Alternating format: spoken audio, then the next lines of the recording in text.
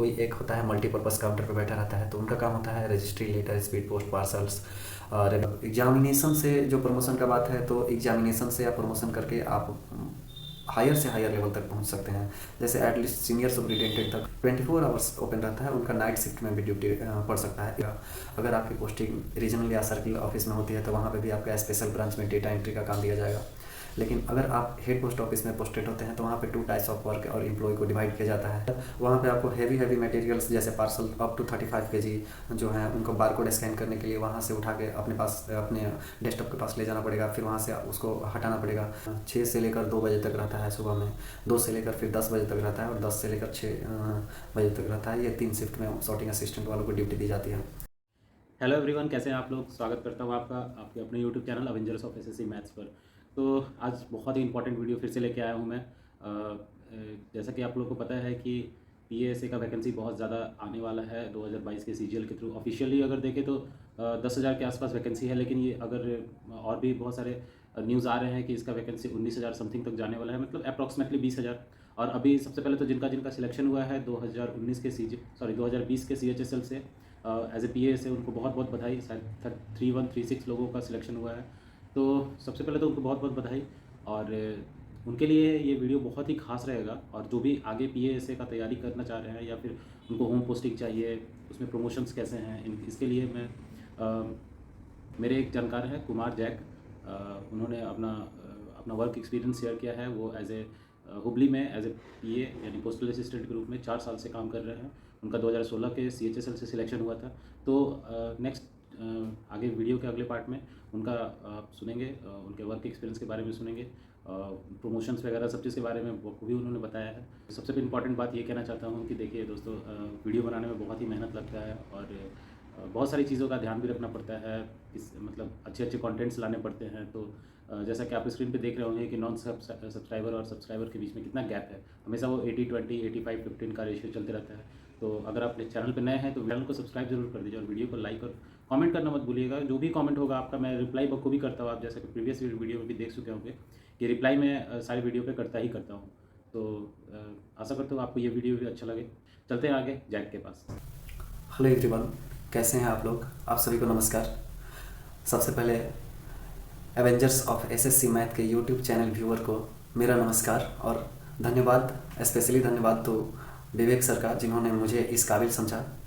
मेरा नाम कुमार जैक है। मैं आरा भोजपुर का अस्थायी निवासी हूँ। मैं पिछले 4 सालों से वेस्ट बंगाल सर्किल में नॉर्थ हुगली डिवीज़न में पोस्टल असिस्टेंट के पद पर कार्यरत हूँ। दोस्तों, मेरी selection staff selection commission CHSL की 2016 वाली बैच से हुई थी। आज मैं अपने 4 साल की इस जॉब के एक्सपीरियंस को आपके साथ साझा करने वाला हूँ। मेरी ड्यूटी 10 से 6 है। मैं एक पोस्टल असिस्टेंट अर्थात एसबी काउंटर पे काम करता हूँ। अगर आप पोस्टल असिस्टेंट के पद पर चयनित होकर आते हैं, अगर आपकी पोस्टिंग डिविजनल ऑफिस में होती है तो वहाँ पे डेटा एंट्री से संबंधित आपको काम दिया जाएगा। अगर आपकी पोस्टिंग रीजनल या सर्किल ऑफिस में होती है तो वहाँ पे भी आपका स्पेशल ब्रांच में डेटा एंट्री का काम दिया जाएगा। लेकिन अगर आप हेड पोस्ट ऑफिस में पोस्टेड होते हैं तो वहाँ पे 2 टाइप्स ऑफ वर्क और एम्प्लॉय को डिवाइड किया जाता है।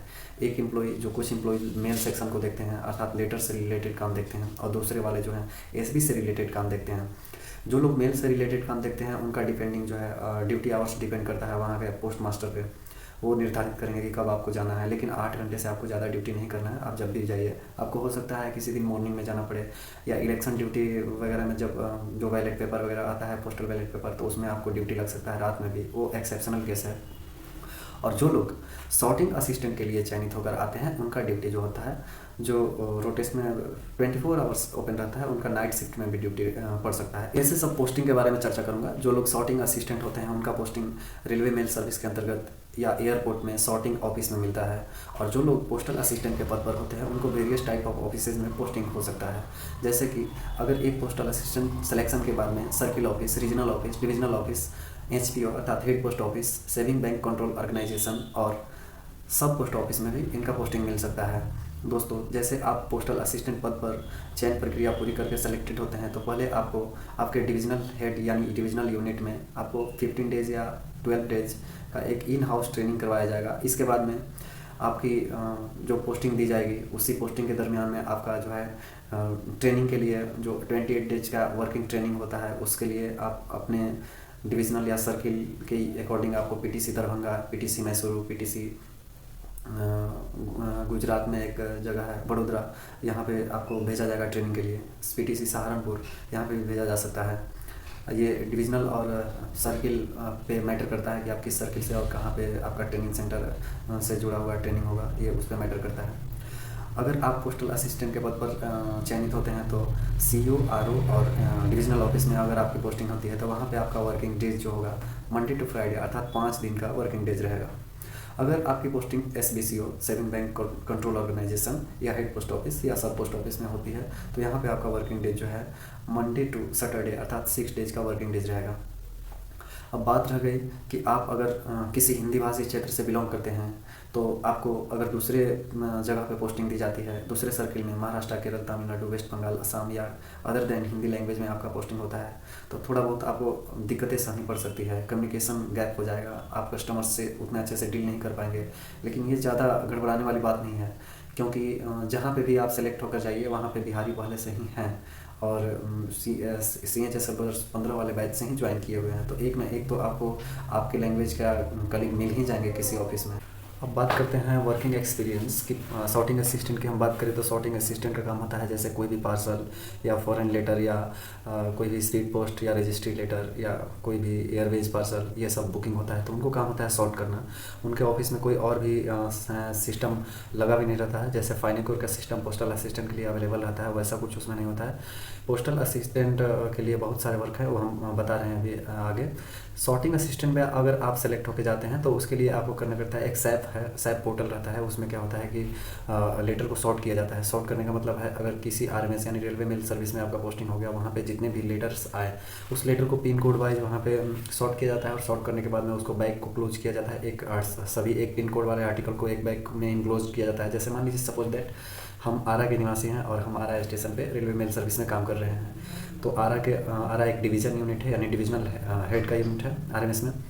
तो उस डिवीज़न में बहुत सारे एरियाज जो होंगे, जैसे सब पोस्ट ऑफिस डिपेंड करते हैं। जैसे आरा में मान के चलिए, जैसे आरा हेड पोस्ट ऑफिस का पिन कोड है 802301 और यानी 802301, और मेरे किसी और पोस्ट ऑफिस में आगे चले जाइएगा उसका लोकल एरिया में तो 806401 हो जाएगा। इसी तरह से पिन कोड चेंज होते रहता है, तो वहाँ पे लेटर्स जो आएंगे RMS में उसको पिन कोड वाइज उसको कोड करना है और फिर पिन कोड वाइज ही उसको सॉर्ट करने के बाद में उसको बैग में, एक बैग में क्लोज करना है, उसको बैग लेबल लगा के स्कैन करके उसमें क्लोज करने के बाद में उसको डिस्पैच कर देना है। यही है RMS का काम।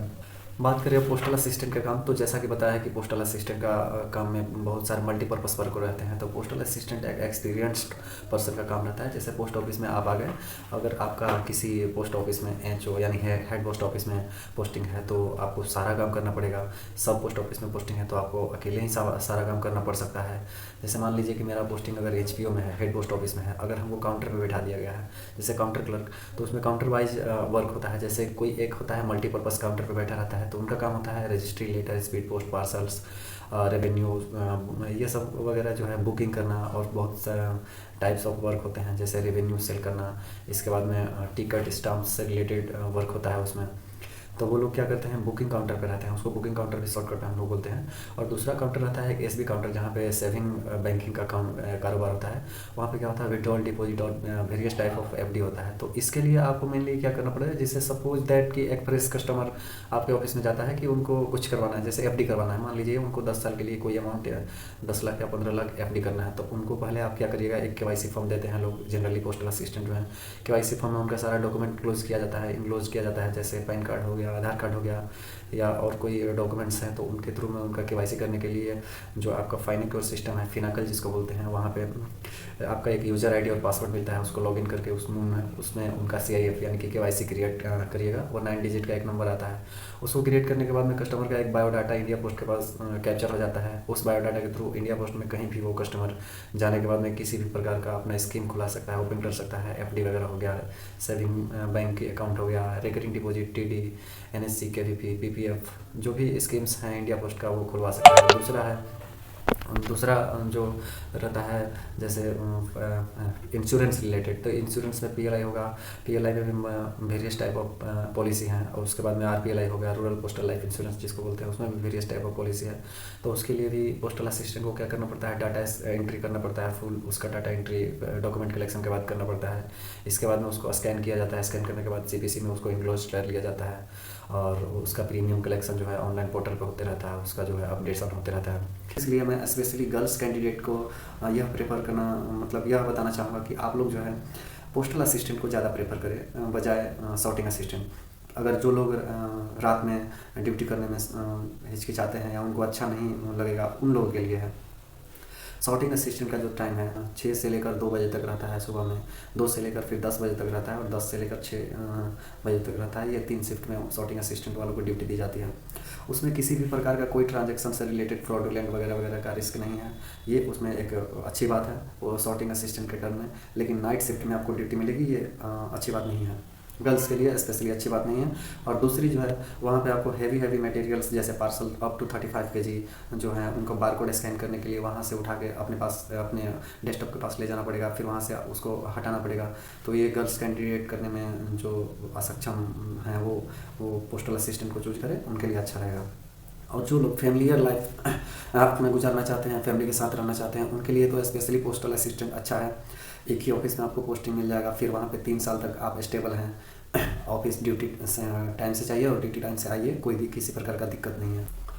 और बात करें इसमें पोस्टल असिस्टेंट में वर्कलोड, तो वर्कलोड सभी डिपार्टमेंट में होता है। सॉर्टिंग असिस्टेंट का काम केवल लिमिटेड होता है, जो कि सैप पोर्टल से पे अवेलेबल होता है, डिपार्टमेंटल पोर्टल है, वहाँ पे वो लोग सॉर्टिंग का काम करते हैं। लेकिन पोस्टल असिस्टेंट को 3-4 पोर्टल एक ही साथ काम में लाना पड़ता है, जैसे कि पॉस पॉइंट ऑफ सेल जिसको बोलते हैं, बैक ऑफिस बोलते हैं, सैप बोलते हैं, और फिनाकल बोलते हैं, मैकेमिस बोलते हैं। ये सब पोर्टल से उनको काम करना पड़ता है। जैसे सीपीसी ब्रांच बोलते हैं, वहाँ पे एक पोस्टल असिस्टेंट क्या करता है कि जैसे किसी ऑफिस में काम करता है, अगर उसको मेल सेक्शन में काम दिया गया है तो जितने सारे लेटर्स आएंगे उस लेटर्स को स्कैन करने के बाद में और various modes of letter sort करने के बाद में बीट में यानी पोस्टमैन को डिस्पैच करेगा, पोस्टमैन उसको डिलीवर करके लाएंगे, फिर उसको सेव करके डिलीवर या अनडिलीवर करके डाटा को सेव कर लेगा। इसके बाद में अगर वही पोस्टल असिस्टेंट को काम मिला है काउंटर पे, सेविंग बैंक वाला काउंटर पे, तो अमाउंट को डिपॉजिट विड्रॉल करने का काम करेगा, अकाउंट ओपनिंग का काम करेगा, केवाईसी का काम करेगा। केवाईसी का काम जैसे केवाईसी फॉर्म होता है वहाँ पे फुलफिल करके, जैसे बैंक में होता है वैसे केवाईसी फॉर्म फिल करके पब्लिक लाएगा, वो पोस्टल असिस्टेंट का काम होता है। सब चीज़ वेरीफाई करने के बाद में उस पर्सन या कस्टमर्स का केवाईसी करना, और उसके बाद में उसका वेरियस मोड ऑफ स्कीम जो है वो अवेल करना, जैसे जो वो कस्टमर अपना करवाना चाहता है, जैसे एफडी करवाना चाहता है या किसी प्रीमियम रिकरिंग डिपॉजिट करवाना चाहता है, या बहुत सारी स्कीम है जो करवाना चाहते हैं। और एक सीपीसी ब्रांच होता है जहाँ पे प्रीमियम कलेक्शन का काम होता है, और काउंटर पे भी प्रीमियम कलेक्शन का काम होता है। सीपीसी ब्रांच में क्या होता है कि कोई कस्टमर्स का बायोडाटा को रेडी किया जाता है, वहाँ पे डाटा एंट्री करने के बाद प्रोफाइल रेडी करने के बाद में उनका एक पोस्टल लाइफ इंश्योरेंस या रूरल पोस्टल लाइफ इंश्योरेंस में various type of the schemes को अवेल करता है कस्टमर्स, और उसको ऑब्जर्वाइज करना पोस्टल असिस्टेंट का काम है। इसके बाद में पोस्टल असिस्टेंट का काम है कि एमपीसीएम काउंटर पे काम करेगा, जैसे registry booking, speed post booking, parcel booking का काम करेगा। इसके बाद में एयरवेज मेल बुकिंग का काम करेगा, और भी बहुत सारे काम होते हैं जो पोस्टल असिस्टेंट द्वारा किए जाते हैं इंडिया पोस्ट में। तो पोस्टल असिस्टेंट एक जो है डिपार्टमेंट ऑफ पोस्ट की रीड है, और इस तरह से जो पोस्टल असिस्टेंट का एक्सपीरियंस रहता है वो काफ़ी अच्छा खासा और काफ़ी नॉलेज रखने वाले व्यक्ति ही पोस्टल असिस्टेंट के पद पे काम कर सकते हैं। और पोस्टल असिस्टेंट से आपको काफ़ी अच्छा, मतलब ऑफिस का माहौल से लेकर कलीग्स का बर्ताव और फैमिलियर बिहेवियर से लेकर सब चीज़ आपके काम में आने वाले हैं।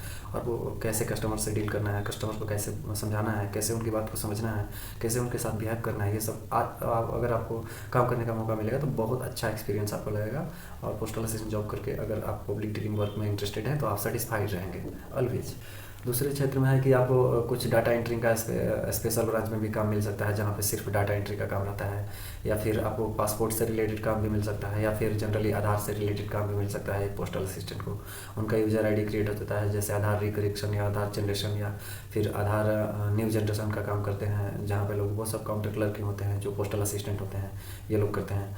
इसके बाद में आपको पोस्टल असिस्टेंट में जो काम करना है आपको वेरी कॉन्शियस रह के काम करना पड़ता है, क्योंकि वहाँ पे सारा एंट्रीज और वहाँ से फ्रॉडुलेंट से रिलेटेड जो होता है उसको देखभाल करना होता है, अच्छे तरीके से ऑब्जर्वाइज करके अच्छे माने एक्चुअल कस्टमर्स का एक्चुअल कस्टमर्स डेटा का मतलब अमाउंट ले पाए, ऐसा ऑब्जर्वाइज करना होता है। इसलिए पोस्टल असिस्टेंट का जो काम है in the reference of sorting assistant multipurpose काम है इनका।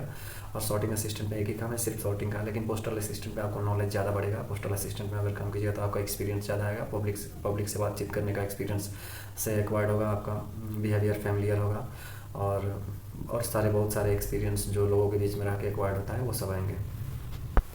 दूसरी हम बात करते हैं कि आपका पब्लिक रिलेशनशिप क्या होगा, पब्लिक में डिफ़िकल्टीज़ क्या फेस करना पड़ सकता है, आपको कैसे कैसे बात सुनना पड़ सकता है, क्या आपको वर्किंग एक्सपीरियंस होगा। जैसे मैं अपना खुद का पर्सनल एक्सपीरियंस बता रहा हूँ। जैसे कि हम अपने जितना भी एक्सपीरियंस शेयर करेंगे ये मेरा पर्सनल एक्सपीरियंस होगा, बाकी लोग का व्यूज़ अलग हो सकता है।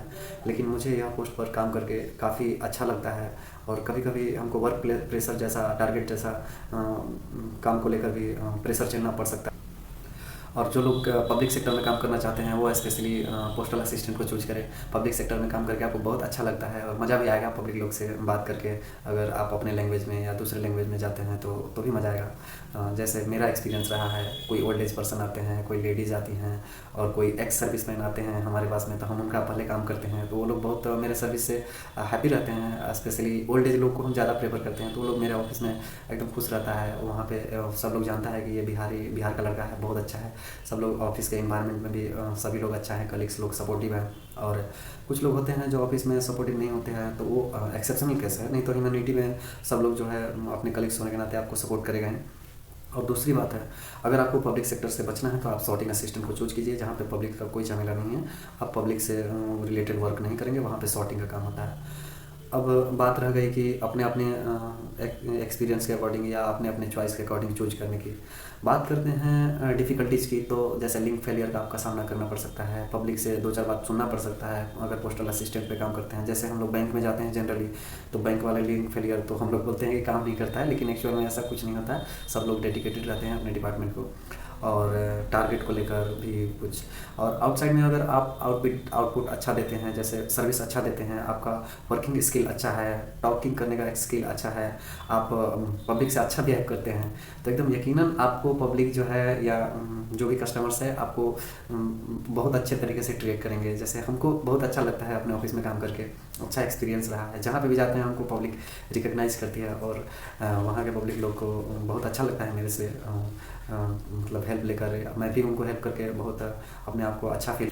दूसरी बात करते हैं दोस्त की जो भी इसका सैलरी है, तो आप लोग जानते हैं कि ये 2400 GP अर्थात 2400 पे ग्रेड के अंतर्गत आने वाले, जिसका बेसिक सैलरी 25,500 है। पोस्टल असिस्टेंट और सॉर्टिंग असिस्टेंट दोनों के टर्म में यही एक ही सैलरी बेसिक पे होती है। अगर आप आज के बाद अर्थात CGL 2000 या CHSL 2021 से ज्वाइन करते हैं, ज्वाइन करने के बाद में आपकी अगर पोस्टिंग जेड सिटी में होती है, तो आपकी स्टार्टिंग सैलरी लगभग 33 से 35 हज़ार इन हैंड अर्थात काटने छटने के बाद में आती है। और अगर आपकी पोस्टिंग एक्स सिटी में होती है अर्थात मेट्रोपॉलिटन सिटी में अगर होती है, तो आपकी स्टार्टिंग सैलरी लगभग 37 to 40,000 आने वाली है। इन हैंड सैलरी की हम बात कर रहे हैं। दूसरी जो है इसके हायरार्की लेवल की पोस्ट की हम बात करें, तो पोस्टल असिस्टेंट से ऊपर होते हैं LSG, जिनको लोअर ग्रेड सुपरवाइजर अर्थात सुपरवाइजर बोलते हैं। उसके ऊपर होते हैं HSG हायर सिलेक्शन ग्रेड 1, और उसके ऊपर होते हैं HSG 2 अर्थात higher selection grade 2, HSG 2 shortcut में बोलते हैं। उसके पैरेलल में ही होते हैं एडमिनिस्ट्रेटिव लेवल में IPOs अर्थात इंस्पेक्टर ऑफ पोस्ट, और उनके भी ऊपर जाइए तो ASP assistant superintendent of post, और उनके ऊपर जो होते हैं SP अर्थात सुपरिटेंडेंट ऑफ पोस्ट, और उसके ऊपर होते हैं SSP अर्थात सीनियर सुपरिटेंडेंट ऑफ पोस्ट, जिनको चेयरमैन भी बोलते हैं। और उनके ऊपर जाइएगा तो पोस्ट मास्टर जनरल, उनके ऊपर CPMG, जिनको चीफ पोस्ट मास्टर जनरल, जो एक सर्किल अर्थात एक स्टेट का मालिक होता है इंडिया पोस्ट में। और उनके ऊपर जाइए तो डायरेक्टरेट जनरल होते हैं, जो दिल्ली डाक भवन में बैठते हैं। ये है हायरार्की ऑफ पोस्ट की बात करते हैं। पोस्टल असिस्टेंट से जो कोई अगर जॉब करता है, तो वो 3 साल के अपने एक्सपीरियंस के बाद अकाउंटेंट के लिए डिपार्टमेंटल एग्ज़ाम के लिए एलिजिबल है, और 8 साल बाद इंस्पेक्टर ऑफ पोस्ट अर्थात 4600 पे ग्रेड के एग्ज़ाम देने के लिए एलिजिबल है, और 9 साल बाद AAO अर्थात 4800 पे GP के लिए एलिजिबल है डिपार्टमेंटल एग्ज़ाम के लिए। और अगर आप सीनियरिटी बेस्ड पे प्रमोशन की बात करते हैं, तो सीनियरिटी बेस्ड पे जैसे ही आपकी 5 साल पूरा होती है, तो लगभग 5 से 6 साल के बीच में आपको LSG अर्थात लोअर ग्रेड सुपरवाइजर यानी 2800 पे ग्रेड में कन्वर्ट कर दिया जाता है। अगर बहुत चांसेस होते हैं कि किसी का देर भी हो सकता है, और बहुत लोग का हो भी जाता है 5 साल 6 साल के बीच में, किसी का 7 साल भी लग सकता है और 8 साल भी, लेकिन जनरली मिनिमम 5 साल होना चाहिए। अगर आप LSG बनने के बाद में और इसके बाद में पोस्टल असिस्टेंट और सॉर्टिंग असिस्टेंट का जो प्रमोशन क्राइटेरिया होता है सीनियरिटी बेस पर वो होता है। अगर आपने कोई एग्ज़ाम क्रैक नहीं किया तो आपका 3 बार प्रमोशन होगा, LSG, HSG और HSG2। इसके बाद में लगभग और 1 बार हो सकता है। इसके बाद में आपका तब तक रिटायरमेंट ही आ जाएगा। और एग्जामिनेशन से जो प्रमोशन का बात है, तो एग्जामिनेशन से आप प्रमोशन करके आप हायर से हायर लेवल तक पहुंच सकते हैं। जैसे एटलीस्ट सीनियर सुपरिटेंडेंट तक अगर कोई टैलेंटेड बंदा है या कोई टैलेंटेड गर्ल्स हैं जो डिपार्टमेंट में रहकर डिपार्टमेंट का एजुकेशनल जो है क्राइटेरिया को फुलफिल करते हुए डिपार्टमेंटल एग्जाम को क्रैक करते हुए सीनियर सुपरिटेंडेंट तक आराम से बन सकते हैं। ये बात फैक्ट है और बहुत लोग बने भी हैं, बहुत लोग एग्जाम्पल भी हैं। और बात करते हैं इसकी जो ट्रांसफ़र की, तो ट्रांसफ़र होती है 3 साल पर रोटेशनल ट्रांसफ़र जिसको बोलते हैं, अर्थात एक ऑफिस से दूसरे ऑफिस में आपको 3 साल पे जनरली ट्रांसफ़र कर दिया जाएगा, जिसको रोटेशनल ट्रांसफ़र बोलते हैं, जो 1 अप्रैल से लेकर 30 सितंबर के बीच में होता है हर साल। और अगर आप ट्रांसफ़र अपने खुद से प्रेयर देकर लगाना चाहते हैं तो वो ट्रांसफ़र सिविलियन के लिए होता है, रूल ट्रांसफ़र अंडर रूल 38, जो कि आप एक स्टेट से दूसरे स्टेट में, जैसे कि मैं फ़िलहाल वेस्ट बंगाल में पोस्टेड हूँ, तो वेस्ट बंगाल से हमको बिहार जाने के लिए 1 बार चांस मिलेगा और बिहार से कहीं और दूसरे स्टेट जाने के लिए 1 बार और चांस मिलेगा, अर्थात इसको इंटर सर्किल ट्रांसफ़र बोलते हैं। तो कोई भी पोस्टल असिस्टेंट अपने सर्विस लाइफ में 2 बार इंटर सर्किल ट्रांसफ़र को अवेल कर सकता है। और एक होता है इंट्रा सर्किल ट्रांसफ़र, अर्थात एक ही सर्किल में एक डिवीज़न से दूसरे डिवीज़न, यानी कि एक सर्किल जैसे बिहार है तो वो मल्टीपल डिवीज़न में डिवाइडेड है, जैसे दरभंगा डिवीज़न है, सारण डिवीज़न है, आरा डिवीज़न है, पटना डिवीज़न है। तो एक डिवीज़न से दूसरे डिवीज़न में जाने के लिए भी आपको सेम 2 बार चांस मिलेगा और 2 बार आप अप्लाई करके एक से दूसरे डिवीज़न में जा सकते हैं इसके। और बात रहे कि पोस्टल असिस्टेंट की जॉब करते हुए अगर आप अपने आप को सेल्फ स्टडी और मोटिवेटेड रखना चाहते हैं, दूसरे एग्जाम के लिए प्रिपरेशन करना चाहते हैं, तो सबसे बेहतर है कि आप पोस्टल असिस्टेंट को प्रीफर कीजिए। यहाँ पे आपकी लाइफ जो है एक रेगुलर वे में रहेगी, 10 से 6 वाले वे में रहेगी, और बाकी का जो आवर्स है आपने अपना यूटिलाइज करके आप सेल्फ स्टडी के लिए यूटिलाइज कर सकते हैं। एग्ज़ाम की अच्छे से अच्छे एग्ज़ाम की प्रिपरेशन कर सकते हैं, सिविल सर्विसेज की तैयारी कर सकते हैं और अपना जो टाइम है उसमें लगा सकते हैं। और कहीं कहीं पे पोस्ट ऑफिस में कैंटीन भी रहता है, उपलब्ध रहता है, कैंपस वगैरह रहता है खेलने के लिए। कहीं कहीं पोस्ट ऑफिस में जैसे आपका पोस्टिंग होता है तो वहाँ पे आपको रहने के लिए क्वार्टर मिलेगा, वहाँ पे अच्छा माहौल मिलेगा, वहाँ पोस्टल डिपार्टमेंट के सारे लोग रहते हैं, वहाँ पे भी रह सकते हैं। जो GPO में पोस्टिंग मिलेगा या और कहीं पे जैसे HPO में पोस्टिंग मिलता है, वहाँ पे डिपार्टमेंटल क्वार्टर बनाए रहते हैं, वहाँ पर आप रह सकते हैं। रूम वगैरह HRA आपका कटेगा लेकिन वहाँ पे रह सकते हैं और माहौल अच्छा रहता है पोस्ट ऑफिस का। और वर्क प्रेशर तो मिला जुला के ठीक ठाक रहता है। आप काम करिएगा तो ही डिपार्टमेंट में रेवेन्यू जनरेट होगा, देश तरक्की करेगा। और जो लोग काम से गर्मी काटते हैं वो कहीं पे भी सक्सेस नहीं हो पाएंगे, यही मेरा राय रहेगा। अब जो ज़िंदगी में जितना ज़्यादा से ज़्यादा बेहतर होगा वो तो है ही एक अलग चॉइस। PA और SA के लिए लगभग 10,000 प्लस सीट निर्धारित की गई है। तो इस वीडियो से उन सभी कैंडिडेट्स को थोड़ा बहुत हो सके तो हेल्प मिल जाए जो पोस्टल असिस्टेंट पद पर या सॉर्टिंग असिस्टेंट पद पर सेलेक्टेड होकर आएंगे। और मेरा रिमार्क्स यह रहेगा कि पोस्टल असिस्टेंट जॉब के प्रति कि इसमें काम है, वर्क प्रेशर है, आपको मेंटली काम करना पड़ेगा, टारगेट को लेकर आपको अवेयर रहना पड़ेगा। चूँकि आप किसी भी डिपार्टमेंट पे रहते हैं, जैसे आप अपने घर में भी रहते हैं या किसी डिपार्टमेंट में रहते हैं, जब तक आप काम नहीं करिएगा तो डिपार्टमेंट में रेवेन्यू जनरेट नहीं होगा, और डिपार्टमेंट में रेवेन्यू जनरेट नहीं होगा तो आपका जो है जॉब सिक्योर नहीं है। आपका जब जॉब सिक्योर नहीं रहेगा, क्योंकि आपका डिपार्टमेंट में रेवेन्यू जनरेट होने के वजह से ये डिपार्टमेंट ही इन डेंजर में चला जाएगा। तो इसलिए काम सभी जगह करना पड़ता है और सभी लोग को काम करना भी चाहिए ईमानदारी पूर्वक। जैसा कि सभी लोग अभी स्टाफ सिलेक्शन कमीशन से आने वाले बच्चे जो हैं, कैंडिडेट्स जो हैं, बहुत मल्टी टैलेंटेड रहते हैं। उनको सभी लोग बोलते हैं मेरे ऑफिस में कि ये जो नए नए लड़के जो आते हैं बिहार से, यूपी से, ये लोग बहुत बहुत तेज है, बहुत अच्छे तरीके से काम करता है। ऑफिस का पूरा मॉड्यूल ही हम लोग चेंज कर दिए हैं, काम करने का तरीका, टॉकिंग वे का तरीका, सब कुछ चेंज धीरे धीरे परिवर्तन हो जाएगा। फिर पोस्ट ऑफिस जो है डिजिटलाइज हो रहा है, इसमें फिर वर्क प्रेशर और कमेगा, मतलब लो जाएगा। फिर और इसका इंफ्रास्ट्रक्चर में थोड़ा ये है, आप अगर चाहते हैं कि आपको ऑलवेज एयर कंडीशन में बैठ के काम करना है तो ऐसा नहीं है। आपको सभी जगह के ऑफिस में AC नहीं मिलेगा। डिविजनल ऑफिस में आपका पोस्टिंग होता है, रीजनल ऑफिस या सर्किल ऑफिस में, तो वहाँ पे AC मिलेगा। हेड पोस्ट ऑफिस में किसी किसी ब्रांच में AC लगा रहता है, लेकिन ये सब पर्सनल बात है, ये सब पर्सनल आप लगा सकते हैं। लेकिन जो लोग एक्सपीरियंस है पोस्ट ऑफिस में आने के लिए तो अच्छा जॉब है। मोहम्मद जैक इतना इन्फॉर्मेशन शेयर करने के लिए हमारे साथ मतलब बहुत ही ज़्यादा वैल्यूएबल इन्फॉर्मेशन था ये। मतलब आपने कोई भी पॉइंट ऐसा छोड़ा नहीं जिससे मतलब व्यूअर्स को आगे परेशानी हो, फिर भी मैं सबसे रिक्वेस्ट करूँगा कि अगर कोई भी आपको एक पॉइंट लगा हो कि ये भी पॉइंट आपको जानना चाहिए था, तो आप कमेंट करके बताएंगे प्लीज़। और जैक, मैं आपसे निवेदन करूँगा कि आप भी जो है उस कमेंट पे रिप्लाई करें, ताकि व्यूअर्स को आसानी से आपका बात भी समझ में आ जाए। और फिर जो भी मैं भी करते रहता हूँ रिप्लाई हमेशा। तो और आप लोग जितना ज़्यादा से ज़्यादा हो सके इस वीडियो को शेयर कीजिएगा, क्योंकि शेयर करेंगे तभी वो बहुत लोगों के पास पहुँचेगा। और भी जो भी लोग तैयारी नहीं कर रहे हैं वो इस चीज़ को देखेंगे। और जैक, मैं आपके लिए भी विशेष करता हूँ कि आपका जो भी अपकमिंग एग्ज़ाम हो उस पे आप बहुत सफलता आप सक्सेस हों। Thank you. फिर हैव अ नाइस डे।